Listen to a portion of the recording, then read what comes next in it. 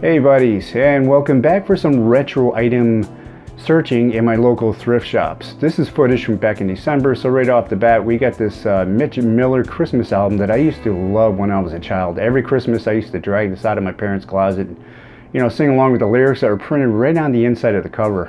And here's a bunch of Queen Amidala figurines that I found at like almost every single thrift shop. I guess somebody tried collecting them thinking that there would be value, but the movies didn't take off as well as they thought, and I'm pretty sure these, are just not worth anything. So they're like everywhere. Here's a bonkers, up. All right, see, that's the problem with thrift shops, is that people go on a rampage through the stores and things just get thrown around. But anyway, here's bonkers. I don't think the game sold all that well, or was it very popular.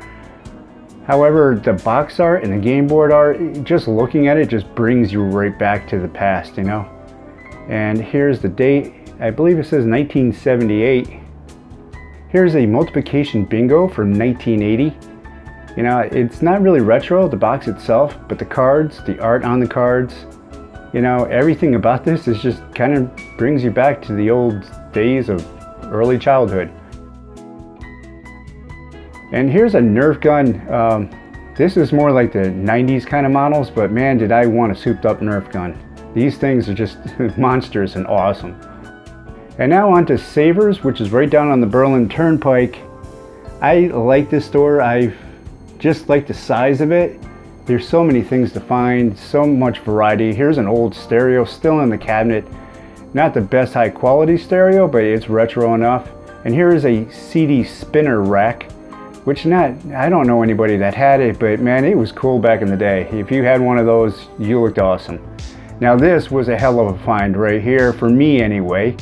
A bunch of instruction booklets. At the time, I didn't know what else was in there except an Atari catalog, which I loved a lot when I was a kid.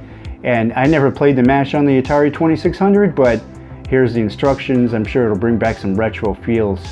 But this Atari catalog, man, I used to drool over this when I was a kid. Here's an index sorter, I believe, from Radio Shack. It's not even electronic, it's just like a pop switch kind of index thing. I think it's for business cards or addresses, phone numbers, I don't know. But pretty cool looking. And this, I thought it might have some kind of value, a tin box with the original Star Wars art on it. And no, it's men's boxers. Tin box. I'm not sure who's going to exactly buy somebody's used underwear box. So again, on with tin boxes here, we got some lunch boxes. This has princesses on it, so I know it wasn't very retro, but I was looking for a date on it anyway. It was beat up, but I would love if I had the space to be able to collect some old vintage lunch boxes. These binoculars, I'm not too sure what they are for, really. I think maybe for horse racing or sports. Kind of fancy little stuff. With my big Italian nose, it didn't quite fit. And these routers, oh my God, when I was getting into computers back in my early teens, I just wished I could get these things so I could actually, enjoy gaming like everybody else and get on the BBS boards. And these Barbie race cars, all my girlfriends had these. It was the only toy that the boys would play with. I'm a big fan of Yahtzee, and somebody pointed this to me, the word Yahtzee. It's old vintage, but I just didn't really care much for it. But here it is, 1978 or 79. My camera doesn't zoom in too well. And here is the manuals that I found, a ColecoVision catalog, a VCR installation guide, which is really big time retro to me, MASH instructions for the Atari 2600, and a basic programming. I didn't know that there was like a computer setup for the Atari. I'm not sure if it was the Atari 2600, but look at the art on this thing. Okay, skipping ahead a few months to about March of this year. Right off the bat, again at Savers, here's an XRC toy truck. A Wii Play, which I did not pick up, but a few months later I did pick it up, which I wish I picked this one up because it wasn't sun-dyed like the one I picked up. And look at this praline, whatever you call it, snack can. I don't know who would buy this, but here it is. And this coffee machine that I always found at all the workplaces that I had. I never knew anybody that had this at home, but wow, this is cool. I like these. The coffee tastes metallic, but it was good. These things, I never saw anybody have them, but I've heard of them, and just looking at it kind of brings back that retro feel. Look at this thing. So much cookware that had this kind of pattern. These things I've never seen anybody use, but you know, if somebody had used these on me when I was a kid, I would have guaranteed them a smile. It just looks funky. I can't believe people carry these around.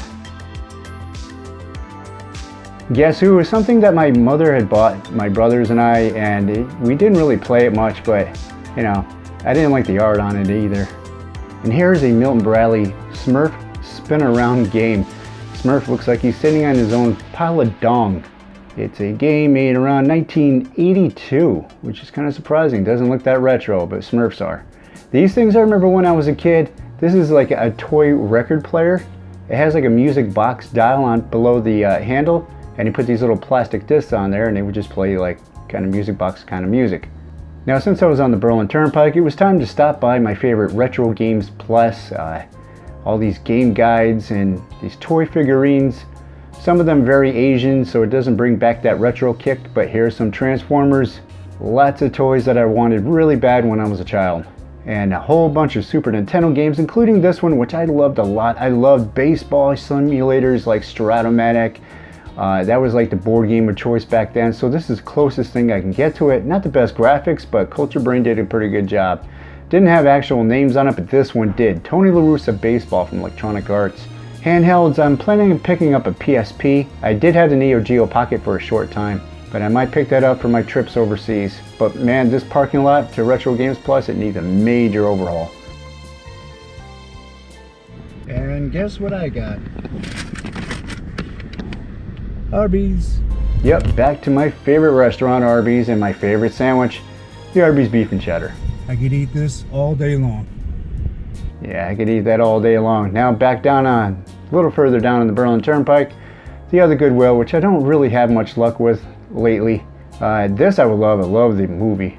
And these cheap roulette sets that used to be everywhere in gift shops, like at local Ames and Caldors. Look at this old retro Nordic Track runner or whatever it is. I'm not sure, but look at the old dials on it and the knobs. And man. Look at the wood grain on the foot parts. Wow. I mean, this is really kicking it old style here. This is it for my retro fix for this for now.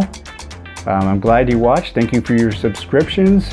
And I'm sorry that maybe the manuals didn't really get to you like they did to me in the catalogs. But when I was a kid, we were not that rich. So having these instruction booklets and writing up my own little wish list was like the ultimate feeling. So these manuals and catalogs meant a whole hell of a lot to me, and it was an incredible find for me personally. They're not worth anything, but it meant a lot to me. So once again, thank you for watching, and I'll see you in the next Retro Fix episode. Later.